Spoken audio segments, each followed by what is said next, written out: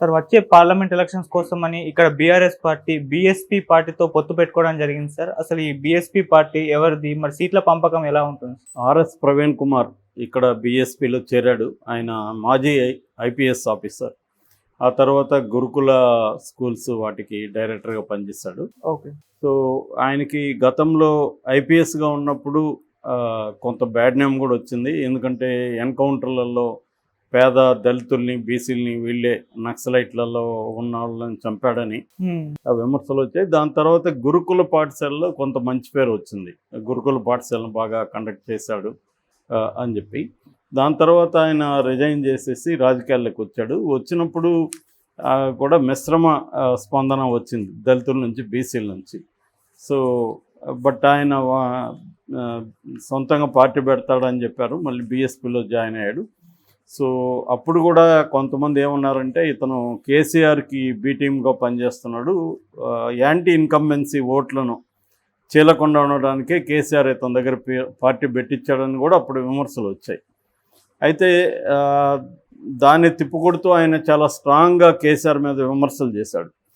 కేసీఆర్ది దొరల పార్టీ అని చెప్పి, మేము ఏనుగెక్కొచ్చి ప్రగతి భవన్ ఆక్యుపై చేస్తామని చెప్పి, అలాగా చాలా కాంగ్రెస్ ఎంత విమర్శలు చేసిందో ప్రవీణ్ కుమార్ కూడా అంతే సీరియస్గా విమర్శలు చేశాడు. అయితే ఇప్పుడు సడన్గా ప్రవీణ్ కుమార్తో కేసీఆర్ నిన్న వాళ్ళ నందినగర్లో ఇంట్లో భేటీ అయ్యాడు. మేము బీఎస్పీ పొత్తులు పెట్టుకుంటున్నామని ప్రకటించారు. సో ఈయన ఎంపీగా పోటీ చేయబోతున్నాడు ప్రవీణ్ కుమార్ అని కూడా అనౌన్స్ చేశారు. సో ఈ కాంటెక్స్ట్లో మీడియాతో కేసీఆర్ మాట్లాడినప్పుడు ఆయన నాగర్ కర్నూలు నుంచి పోటీ చేస్తాడా అని అడిగారు. ఏంటి నాగర్ కర్నూలు నుంచే ఎందుకు చేయాలి, పెద్దపల్లి నుంచి చేయకూడదా, వరంగల్ నుంచి చేయకూడదా అని కూడా కేసీఆర్ సరదాగా మాట్లాడారు. సో ఏదేమైనా ఆయనైతే ఎంపీగా పోటీ చేసే అవకాశాలు ఉన్నాయి. అది కూడా నాగర్ కర్నూలు నుంచే పోటీ చేసే అవకాశాలు చాలా ఎక్కువ ఉన్నాయి. ఎందుకంటే ఆయన ప్రాంతం కూడా అదే ప్రవీణ్ కుమార్ది. సో ఈ కాంటెక్స్ట్లో అసలు రెండు వైపులు మనం ఆలోచించినప్పుడు బీఆర్ఎస్ ఎందుకు బీఎస్పీతో పొత్తు పెట్టుకుంది? ఎందుకు ఈ ప్రశ్న వస్తుందంటే, గతంలో మునుగోడులో ఉన్న ఉప ఎన్నికలప్పుడు చాలా ఆదరించాడు సిపిఐ సిపిఎంని కేసీఆర్. లెఫ్ట్ పార్టీని ఆదరించి వాళ్ళకి పెద్దపీట వేసి ఎన్నికల్లో ఉపయోగించుకున్నాడు. దాని తర్వాత మొన్న ఎన్నికలు వచ్చినప్పుడు అపాయింట్మెంట్ కూడా ఇవ్వలేదు వాళ్ళకి. చాలా నిరంకుశితంగా వాళ్ళతో బిహేవ్ చేశాడు. అసలు వాళ్ళకి క్యాండిడేట్ లేదు, నిలబడేదానికి జెండాలు మోసేదానికి కార్యకర్తలు కూడా లేదన్నట్టుగా బీఆర్ఎస్ వాళ్ళు మాట్లాడారు. సో అంత తృణీకరంగా లెఫ్ట్ పార్టీలు మాట్లాడిన వాళ్ళు అంతకంటే కూడా ఘోరంగా ఉన్న బీఎస్పీతో ఇప్పుడు ఎందుకు పొత్తు పెట్టుకున్నట్టు అన్న ప్రశ్న వస్తుంది. దీనికి ఏమీ పెద్ద ఆలోచించాల్సిన అవసరం లేదు. దీనికి ప్రధాన కారణం ఏంటంటే బీఆర్ఎస్ ఓడిపోవడమే చిత్తుగా. సో దానివల్ల ఇప్పుడు ఏమైందంటే ఎవడైనా కూడా ఓడిపోయిన తర్వాత మళ్ళీ గెలవాలనుకున్నప్పుడు మన బలం సరిపోనప్పుడు పొత్తులు పెట్టుకుంటారు. ఇప్పుడు మన చంద్రబాబు అందుకే కదా పొత్తు పెట్టుకున్నాడు. యాంటీ జగన్ ఓటు ఏదైతే ఉందో దాన్ని చీలకూడదని చంద్రబాబు పొత్తు పెట్టుకున్నాడు. అలాగే ఇక్కడ కూడా తన బలం సరిపోదు. ఎందుకంటే ఇక్కడ ట్రయాంగిల్ బ్యాటిల్ నడుస్తుంది. ఇది అసెంబ్లీ ఎన్నికలు వేరు, పార్లమెంటు ఎన్నికలు వేరు. తెలంగాణలో మన ఆంధ్రప్రదేశ్లో పరిస్థితి లేదు. అక్కడ అసెంబ్లీ అయినా పార్లమెంట్ అయినా ఒకే రకంగా ఉంటుంది. ఇక్కడ తెలంగాణలో వచ్చేసరికి ఏంటంటే అసెంబ్లీ ఫలితాలు వేరుగా ఉన్నాయి, ఇటు పార్లమెంటు ఫలితాలు వేరుగా ఉన్నాయి. గతంలో కూడా చూసుకున్నప్పుడు బీజేపీకి అసెంబ్లీలో 7% వస్తే పార్లమెంట్లో 20% దాకా వచ్చింది. సో ఆ గ్రాఫ్ పార్లమెంట్లో పెరుగుతుంది. దీనికి ప్రధాన కారణం అంటే ఇక్కడ మోడీ వర్సెస్ ఇతర అదర్ పార్టీస్ అన్న ఒక ద్వంద్వమైన ఇది కనిపిస్తుంది. కాబట్టి ఇప్పుడు అసెంబ్లీలో కూడా బీజేపీ బలం పెరిగింది. దాదాపు 15%, అంటే 2014లో 7% ఉన్న బీజేపీ ఓట్ షేరు ఇవాళ 15%కి చేరింది. So at the same time 37%కి బీఆర్ఎస్ పడిపోయింది, కాంగ్రెస్కి ఏమో 39%కి పెరిగింది. సో ఈ కాంటెక్స్ట్లో మనం పొత్తులు లేకుండా వెళితే అసలుకే మోసం వస్తుందని కేసీఆర్ గ్రహించాడు. కేసీఆర్ తన బలహీనతను గ్రహించి ఒక రకంగా సరెండర్ అయినట్టుగా కనబడుతుంది కేసీఆర్ బీఎస్పీకి. ఎందుకంటే ఆయన మొన్నటి వరకు బీజేపీతో పొత్తు పెట్టుకుందామని ట్రై చేశాడు. ఈవెన్ రేపో ఎల్లుండో ఢిల్లీ వెళ్తున్నాడు, మోడీతో మాట్లాడుతున్నాడు అని వార్తలు వచ్చాయి. కానీ సడన్గా ఒక్కసారిగా వాతావరణం చేంజ్ అయింది. చాలా తీవ్రంగా బీజేపీ నాయకులు విరుచుపడడం మొదలుపెట్టారు. బండి సంజయ్ చాలా తీవ్రమైన భాష కూడా ఉపయోగించాడు కేసీఆర్ మీద. సో మెడకాయ మీద తలకాయ ఉన్న వాళ్ళు ఎవరు బీఆర్ఎస్తో పొత్తు పెట్టుకోరని ఇలా రకరకాలుగా మాట్లాడారు.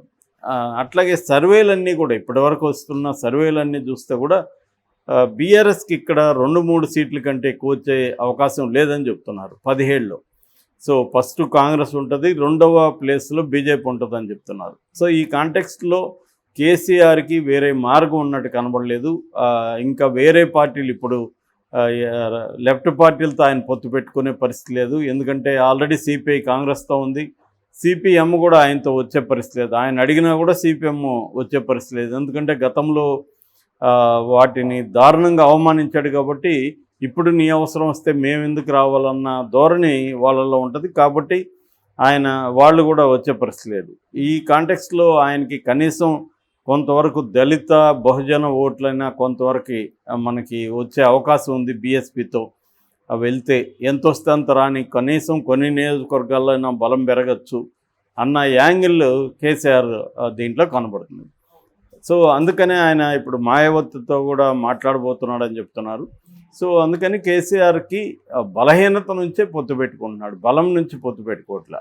అంటే పొత్తులు ఎప్పుడైనా 2 రకాలుగా కూడా ఉంటాయి. బలం నుంచి కూడా పొత్తు పెట్టుకుంటారు. ఇప్పుడు బీజేపీ దేశవ్యాప్తంగా బలం ఉంది, అయినా ఎందుకు కొలేషన్ తీసుకుంటుంది, ఎందుకు పొత్తులు పెట్టుకుంటుందంటే వాళ్ళకి తమ బలం కంటే కూడా కాంగ్రెస్ను కంప్లీట్గా తుడిచిపెట్టేయాలంటే కాంగ్రెస్ వ్యతిరేకంగా ఉన్న పార్టీలన్నీ కలుపుకోబోవాలనేది బీజేపీకి ఉండే స్టాండ్.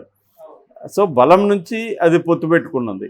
ఇక్కడ బలహీనత నుంచి కేసీఆర్ పొత్తు పెట్టుకున్నాడు అనేది సర్వత్రా వినిపిస్తూ ఉంది. అంటే బాగా దెబ్బతినేది.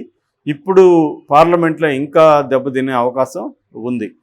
ఇది కేసీఆర్ వైపు నుంచి. ఇక బీఎస్పీ వైపు నుంచి చూసినప్పుడు నేషనల్ వైడ్గా చూస్తే మాయావతికి ఇదే పాలసీ ఉంది. నేను అవసరమైతే ఎన్డీఏకి వెళ్తానని కూడా ఆమె అనౌన్స్ చేసింది. ఆమె బీజేపీతో పొత్తు పెట్టుకోవడానికి కూడా ఆమెకి ఏ రకమైన ఇబ్బంది లేదు. అంటే మాయావతికి ఉన్న ఐడియా ఏంటంటే అధికారంలోకి రావడానికి ఎవరితోనైనా పొత్తు పెట్టుకోవచ్చు, సిద్ధాంతపరమైన ఇది ఏమి ఉండాల్సిన అవసరం లేదు, దళితులకు రాజ్యాధికారం అవసరం అనేదే మన అజెండా. ఈ అజెండాని ముందుకు తీసుకెళ్ళడానికి ఏ పార్టీ కూడా మనకి వ్యతిరేకం కాదు, ఏ పార్టీతో అయినా మనం కలవచ్చు ఈ లక్ష్యాన్ని నెరవేర్చుకోవడానికి అనేది ఆమె ఇది. కాబట్టి అదే దాన్ని ఇక్కడ తెలంగాణలో కూడా ప్రవీణ్ కుమార్ అమలు చేస్తున్నట్టుగా అర్థమవుతుంది. ఎందుకంటే మాయావతి పర్మిషన్ లేకుండా, మాయావతికి చెప్పకుండా ప్రవీణ్ కుమార్ ఇక్కడ వెళ్ళే పరిస్థితి లేదు. సో రెండోది ఏంటంటే రీజనల్గా తీసుకున్నప్పుడు మాయావతికి అసలు సౌత్ ఇండియాలో 0 ప్రజెన్స్ ఉంది. కాబట్టి వాళ్ళకి ఎంత ఒక సీట్ వచ్చినా గొప్ప విషయమే. అది ప్రవీణ్ కుమార్ ఎంపీగా గెలిస్తే అది బీఎస్పీకి చాలా గర్వకారణమే. కాబట్టి వాళ్ళు పొత్తు పెట్టుకోవడానికి వాళ్ళకు ఒక సైద్ధాంతిక బేస్ ఏమి లేదు. ఓన్లీ మనకు గతంలో ఉన్నదానికంటే ఓట్ల షేర్ కానీ లేదా వస్తే 1-6 సీటు కానీ రావాలి. దానికోసం ఎవరు కలిసి వస్తే వాళ్ళు తేలడానికి వాళ్ళు రెడీగా ఉన్నారు. ఈవెన్ బీజేపీతో అయినా వాళ్ళకేమి ఇబ్బంది లేదు. కాకపోతే ప్రవీణ్ కుమార్ ఇక్కడ ఏం మాట్లాడుతున్నాడంటే లౌకిక పార్టీతో మేము పొత్తు పెట్టుకున్నాం, బీఆర్ఎస్ లౌకిక పార్టీ అని మాట్లాడుతున్నాడు. అది కామెడీగా ఉంటుంది. ఎందుకంటే మొన్నటి వరకు లోపాయికారిగా బీఆర్ఎస్ బీజేపీ ఒకటిగానే పనిచేసాయి. ఆయన పొత్తుకు కూడా ట్రై చేశాడు. రెండోది అనేక సార్లు కేసీఆర్ నేను బీజేపీ కంటే నరేంద్ర మోడీ కంటే పెద్ద హిందువునని చెప్పుకున్నాడు. ఆయన యాగాలు చేస్తాడు, అన్ని యాదాద్రులు ఇవన్నీ డెవలప్ చేయడం అన్నీ ఆయన బీజేపీ కంటే ఎక్కువ చేస్తున్నాడు. కాబట్టి ఈ లౌకిక పార్టీ అనేది కామెడీగా ఉంటుంది. నిజానికి ప్రవీణ్ కుమార్కి వ్యతిరేకంగా సోషల్ మీడియాలో చాలామంది యాక్టివిస్టులు కానీ దళిత బహుజన యాక్టివిస్టులు పోస్టులు పెడుతున్నారు. సో ఈ కాంటెక్స్ట్లో మరి పొత్తు అనేది వర్కౌట్ అవుతుందా, ఓట్ల ట్రాన్స్ఫర్ అనేది జరుగుతుందా అనేది ఒక $1 మిలియన్ క్వశ్చన్.